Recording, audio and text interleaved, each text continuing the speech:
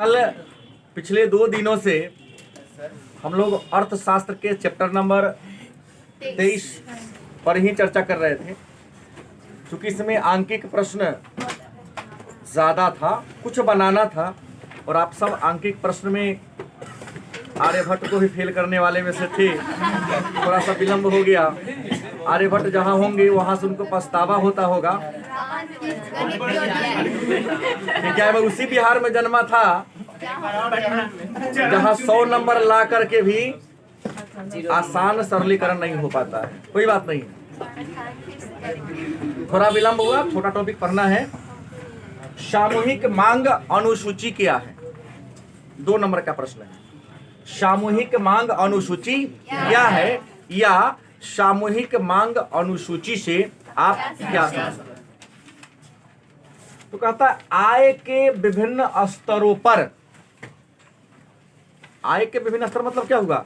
आय चाहे कम हो, चाहे बहुत ज्यादा हो या मिडिल हो, माने 1000 रुपया आय हो या 5000 आय हो या 25,000 आय हो, इससे मतलब नहीं है। आय के विभिन्न स्तरों पर कुल उपभोग व्यय तथा कुल निवेश के योग, इनकम का लेवल जो हो, आपकी आमदनी जो हो, हर आमदनी लेवल पर इंसान चाहता है कुछ ना कुछ बचत करे। नियम है, आय कम होगी तो बचत कम होगी, और आय ज्यादा होगी तो बचत भी क्या होगा? ज्यादा होगा। नहीं, जिसकी आय कम होती है उसका उपभोग पर व्यय ज्यादा होता है। समर्थन करते हैं इस बात का? करना पड़ेगा। जिसकी आय कम होती है उसका उपभोग पर व्यय ज्यादा होता है, और जैसे जिस गति से इंसान का आय बढ़ता है उस गति से उपभोग पर व्यय नहीं बढ़ता है। गलत कि सही? आप 1000 रुपया महीना कमाते हो, आप नमक पर महीना में 50 रुपया खर्चा करते हो, तुम्हारी आमदनी मान लो 1 लाख हो जाए, तो क्या नमक पर तू अब 10,000 खर्चा करेगी महीना? क्योंकि कुछ ऐसे खर्च है पहले जितना था अब भी उतना ही रहेगा। महीना में अगर चावल का खर्च 5 केजी है तो 5 केजी ही होगा। हाँ, इनकम बढ़ेगी तो मंसूरी से इंडिया गेट पर आ जाओगे। कुछ वस्तु ऐसा है जो बढ़ती नहीं, लेकिन जिस गति से आय बढ़ता है उस गति से उपभोग पर व्यय नहीं बढ़ता। हाँ, विलासिता पूर्ण आपका जीवन हो जाएगा। तो कुल उपभोग व्यय और कुल निवेश का जो योग होता है उसको क्या कहते हैं? सामूहिक मांग अनुसूची के नाम से। अब है उपभोग प्रवृत्ति क्या है? उपभोग परिभाषा सबको पता होगा। किसी वस्तु का प्रयोग करके उसकी उपयोगिता को नष्ट करना उपभोग कहलाता है। किसी वस्तु का प्रयोग करके उसकी उपयोगिता को नष्ट कर देना उपभोग कहलाता है। तो उपभोग प्रवृत्ति क्या है? तो आय में वृद्धि होने पर, आय में सामूहिक क्या है? सामूहिक उपभोग। दोबारा गया है, आय में वृद्धि होने पर सामूहिक उपभोग में जो वृद्धि होता है उसे क्या कहते हैं? अब यहाँ सामूहिक उपभोग का मतलब व्यक्ति का उपभोग भी जुड़ाएगा और सरकार का उपभोग भी, मतलब व्यक्तिगत और सार्वजनिक दोनों को क्या कर देंगे? आय में वृद्धि होने पर उस सामूहिक उपभोग में जो वृद्धि होता है, बढ़ोतरी होता है, उसी बढ़ोतरी को हम उपभोग प्रवृत्ति के नाम से। एक आता है निवेश, अंग्रेजी में कहते हैं इन्वेस्टमेंट। थोड़ा सा आप लोग कंफ्यूजन हो जाएंगे, निवेश और विनिवेश, और एक होता है विदेशी निवेश। 3 बातें होती हैं। अपने पूंजी को किसी कारोबार में लगाना निवेश कहलाता है। कारोबार से पूंजी को निकाल लेना विनिवेश कहलाता है, और अपने पूंजी को विदेश में लगाना विदेशी निवेश कहलाता है। तीनों बात है। थोड़ा थोड़ा नहीं समझेंगे तो गलती होने की संभावना होगी। 3 शब्द हमने कहा। एक हमने क्या कहा? निवेश। ये क्या कहा? निवेश। और ये क्या कहा? विदेशी निवेश। क्या किसी कारोबार में पूंजी को लगाना निवेश कहलाता है? उस पूंजी को थोड़ा निकाल लेना, जैसे होता है ना, सरकार ने इस कंपनी का LIC का इतना शेयर बेचने का ऐलान कर लिया है, इस कंपनी तो अभी निवेश हो गया, वहां से थोड़ा निकाल रही है, कुछ बाहरी को लगा रहा है ताकि वहां पर मैनेजमेंट क्या होगा, दुरुस्त हो जाएगा। और विदेश में कारोबार को, पूंजी को लगाना विदेशी निवेश कहलाता है। कहता कुल निवेश क्या है ना, कुल माने पूरा। तो किसी देश में जनता के द्वारा किसी कारोबार में लगाया गया रुपया और सरकार के द्वारा लगाए गए रुपया, दोनों के योग को हम क्या कहते हैं? कुल निवेश में मेरा भी निवेश होगा और गलत कि सही?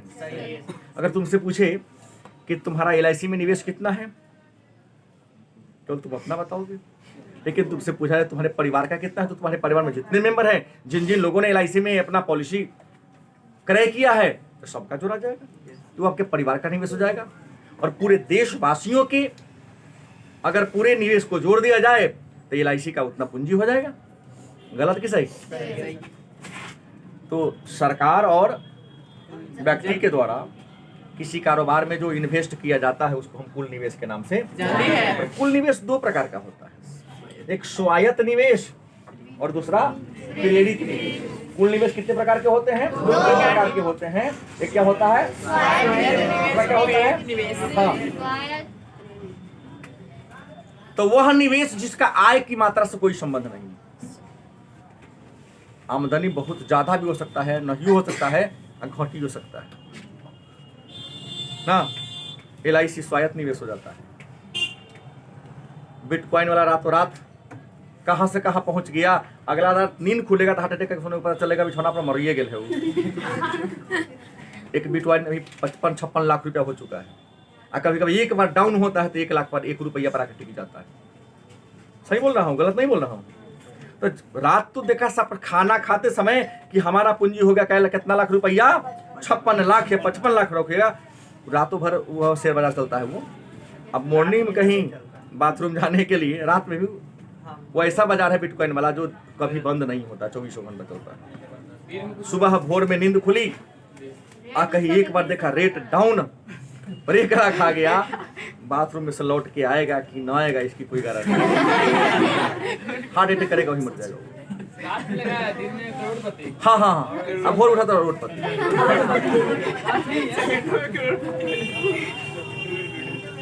बिना आए लाभ हो भी सकता है, नहीं भी सकता, ये सोच के आप लगा दिए। शेयर बाजार में लगाना है तो कलेजा मोटा रखना होगा, शेर की तरह से ना चौड़ा रखना होगा। हाँ हाँ, और नहीं कम कलेजा है, कितनो बेसी पैसा तो मत खेलो, तो बाल बच्चा अनाथ हो जाएगा। लाभ प्राप्ति के उद्देश्य से कहीं पर लगाते हो, जैसे दुकान ला खोलना, किसी प्रकार का दुकान, लाभ प्राप्त करने के लिए अगर आप निवेश करते हो, रुपया लगाते हो, तो प्रेरित निवेश कहते हैं। अब मन में होगा कि सामूहिक मांग की माप कैसे होगी, तो यहाँ पर वस्तुनिष्ठ प्रश्न आता है। सामूहिक मांग की माप दो तरह के, एक खुली अर्थव्यवस्था में होता है और एक बंद अर्थव्यवस्था में।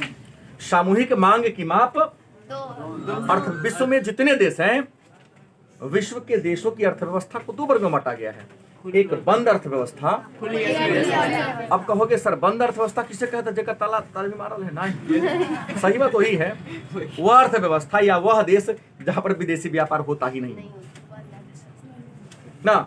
अपने देश के अंदर देशवासी ही वस्तु को परचेज करेगा, क्रय विक्रय करेगा। हाँ, तो इसे क्या कहेंगे हम?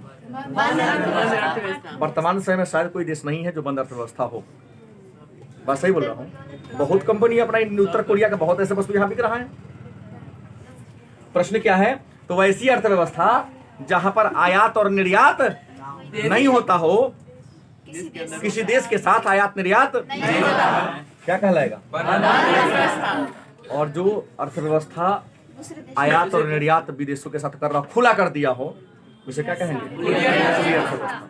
तो खुली अर्थव्यवस्था में सामूहिक मांग की माप का क्या फॉर्मूला है? उपभोग प्लस निवेश।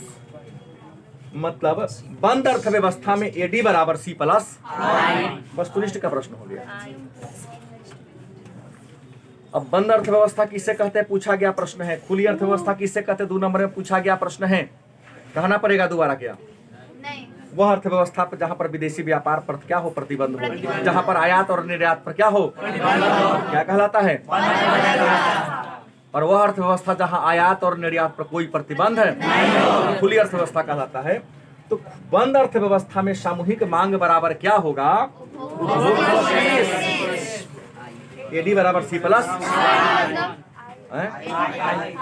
एडी मतलब सामूहिक मांग बात कर रहा है, एवरेज डिमांड या ऑल डिमांड। हाँ, और सामूहिक मांग, खुली अर्थव्यवस्था में सामूहिक मांग क्या होगा, उपभोग प्लस निवेश प्लस आयात माइनस निर्यात। मतलब आयात निर्यात में से घटा दो, आयात ज्यादा होगा तो जोड़ेंगे, निर्यात होगा तो में से क्या करेंगे, घटा देंगे। ये तो चिन्ह पर निर्भर करता है कौन ज्यादा है सो। तो खुली अर्थव्यवस्था में सामूहिक मांग बराबर होगा उपभोग प्लस निवेश प्लस आयात माइनस निर्यात। मतलब एडी बराबर C plus I plus export minus import. Export मतलब होता है इंपोर्ट, सॉरी इंपोर्ट माने होता है आयात, एक्सपोर्ट माने निर्यात। यहाँ पर उल्टा लिखा गया है, हाँ उल्टा हो गया, आप समझ लो ना। Import minus export. अब आते हैं सामूहिक मांग के निर्धारक तत्व कौन है। मतलब सामूहिक मांग किन किन चीजों से प्रभावित होती है। तो सामूहिक मांग घरेलू क्षेत्र का उपभोग पर निर्भर करता है।